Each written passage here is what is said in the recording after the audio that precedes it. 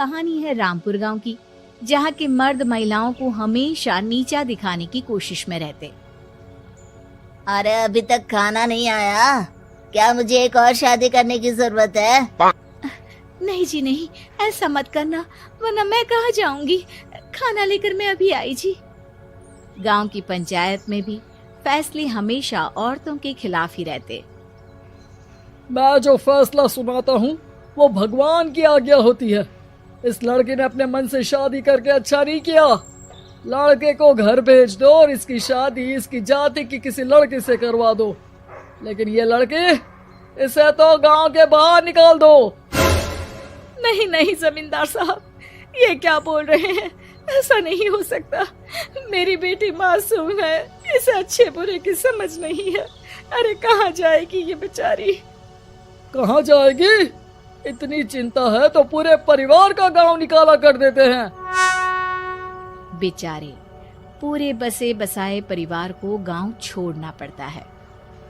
चाहे जो हो, अगर बेटियों को कंट्रोल नहीं कर सकते तो गांव में रहने का कोई मतलब नहीं है। यहाँ औरतों को दब कर रहना होगा। कोई भी अपने हिसाब से कुछ नहीं कर सकता, सब ईश्वर की मर्जी से ही होगा। तभी गांव का एक आदमी दौड़ा दौड़ा आता है। सरपंच साहब, जमींदार साहब, वो कालिया है ना, उसकी बेटी पढ़ने के लिए शहर जा रही है। अच्छा, ये कब हो गया? और कालिया की हिम्मत कैसे हो गई ऐसा करने की? लेकर आओ उसे और उसकी बेटी को। बस फिर क्या था, हाजिर हो जाते हैं कालिया और उसकी बेटी सरपंच के सामने। अरे कालिया, ये क्या सुनने में आ रहा है? बेटी को इंजीनियर बना रहा है तू? और ये बता, गांव में तो स्कूल नहीं है, फिर कहां से इतनी क्लास पास कर गई तेरी बेटी? राधा, जो कि कालिया की बेटी है, उसे लगता है कि सरपंच उसकी तारीफ कर रहे हैं। सरपंच जी, मैंने ऑनलाइन पढ़ाई की है, डिस्टेंस लर्निंग से। सभी में मैंने अच्छे नंबर पाए हैं, जिसे देखते हुए शहर की इंजीनियरिंग कॉलेज में मुझे स्कॉलरशिप मिली है। वाह जी वाह, क्या होती है ये? पहले तो ये बताओ, फिर आगे की बात करते हैं। पूरा गांव राधा की बात सुन रहा था और राधा बोलती जा रही थी। तो ऐसे मैं फ्री में एक अच्छी शिक्षा लेकर गांव में जो कुछ परेशानियां हैं, जैसे बिजली, पानी और इंटरनेट जैसी समस्याओं के लिए काम करूंगी। मैं गांव को शहर से जोड़ने के लिए पुल का निर्माण करवाने का प्रस्ताव रखूंगी। मुझे पूरी उम्मीद है कि जल्द ही हमारा गांव भी तरक्की की राह पर चल पड़ेगा। राधा की बात सुनकर सारे गांव वाले ताली बजाने लगते हैं। सरपंच को समझ नहीं आता कि वो क्या करे।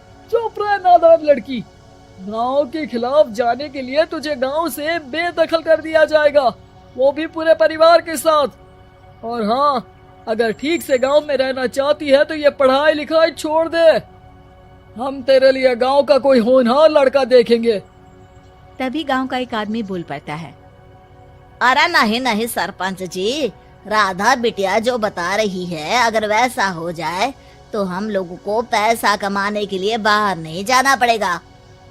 हाँ जी, और ना ही कोसों दूर पानी के लिए भटकना पड़ेगा।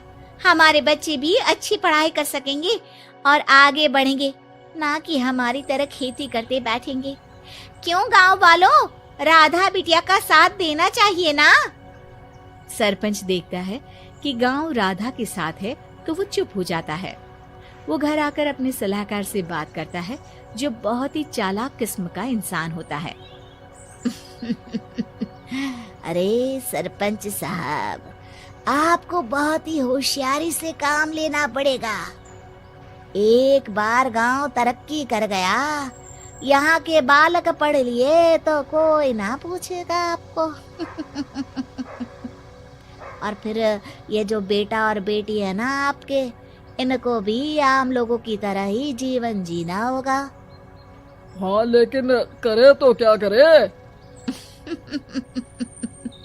वो ना आप मुझ पर छोड़ दीजिए, बस मैं जैसा बोलूं करते जाइए। अगले रोज सुबह जब गांव वाले सोकर उठते हैं तो राधा के घर के बाहर और साथ ही वो लोग जिन्होंने राधा का सपोर्ट किया था, उनके घर के आगे लाल रंग से कल आऊंगी लिखा होता है। कल आऊंगी, यह क्या होता है? अरे यह तो खून से लिखा है, लगता है कोई भूत प्रेत या चुड़ैल का साया है। चलो सरपंच जी के पास चलते हैं। सभी सरपंच के पास जाकर उसे सारी बात बताते हैं। अरे ये तो बड़ी मुश्किल की बात है। चलो मैं एक बाबा को जानता हूँ, उन्हें बुला लेता हूँ। सरपंच बाबा को लेकर गांव के घर के बाहर जाता है।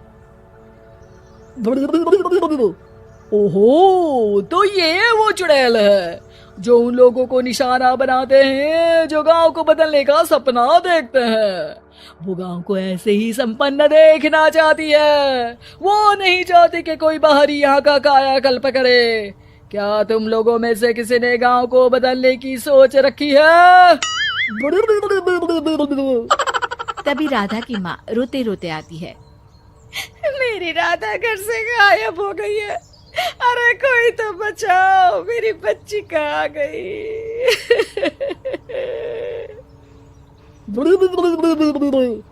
ले गई वो चुड़ैल, तेरी बच्ची को ले गई। अब वो उसे श्रापित करके छोड़ेगी, उस पर चुड़ैल का साया हो जाएगा। तभी बुरी सी हालत में राधा भी वहां आ जाती है। उसके बाल चुड़ैल की तरह फैले होते हैं और कपड़ों में खून लगा होता है। सभी राधा को देखकर डर जाते हैं। माँ, पता नहीं मुझे कौन उठा कर ले गया था। अरे दूर दूर हो जा चुड़ैल, अब हम लोग इस गांव में नहीं रुकेंगे। अरे कैसे बातें कर रहे हैं आप? कल तो आप मेरे भरोसे गांव का हुलिया बदलने, अपने बच्चों को पढ़ाने और तरक्की उन्नति की बात कर रहे थे, तो आज क्या हो गया आपको? ये फिर तुम लोगों को बहकाएगी। ये चुड़ैल गांव में आ चुकी है, ऐसे ही ये तुम्हारे घर के बच्चों को भी ले जाएगी। गांव वाले राधा को गांव से बाहर निकाल देते हैं। उसके माँ बाप रोते रहते हैं, लेकिन गांव वाले नहीं मानते। मैं भी अपनी बहन के साथ गांव के बाहर रहूंगा, लेकिन वो पढ़ाई नहीं छोड़ेगी। वहीं सरपंच के घर पर सलाहकार कहता है।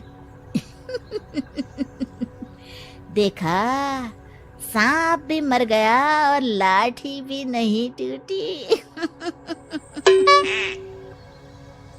लेकिन अगले ही दिन सरपंच के घर के बाहर भी वही शब्द लिखे होते हैं। और फिर सरपंच की बीवी कहती है, हमारी बेटी को किसी ने अगवा कर लिया है। तभी राधा का भाई वहां आ जाता है।